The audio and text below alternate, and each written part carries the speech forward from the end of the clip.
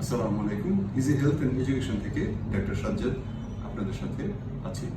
আজকে আমরা জানবো আমরা কিভাবে হিউম্যান মেটানিমো ভাইরাস থেকে নিজেদেরকে সুরক্ষা করতে পারি। খুব সহজ।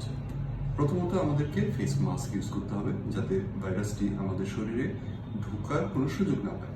দ্বিতীয়ত হাঁচি কাশির সময় আমাদেরকে টিস্যু পেপার বা রুমাল ব্যবহার করতে হবে এবং টিস্যু পেপার ব্যবহার করার পরে এটাকে একটি নির্দিষ্ট ঢাকনাযুক্ত পাত্রে ফেলে দিতে হবে।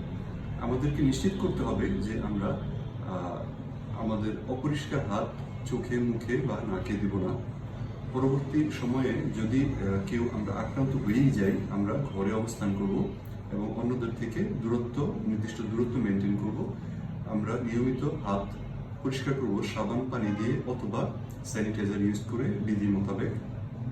আমাদের যে দৈনন্দিন জিনিসপত্রগুলো আছে ব্যবহার্য, গ্লাস, প্লেট, তোয়ালে, এগুলি আমরা অন্যদের সাথে শেয়ার করব না। এই কিছু সামান্য ফর্মুলা বা সামান্য কিছু পদ্ধতি অনুসরণ করে আমরা এ থেকে বেঁচে থাকতে পারি।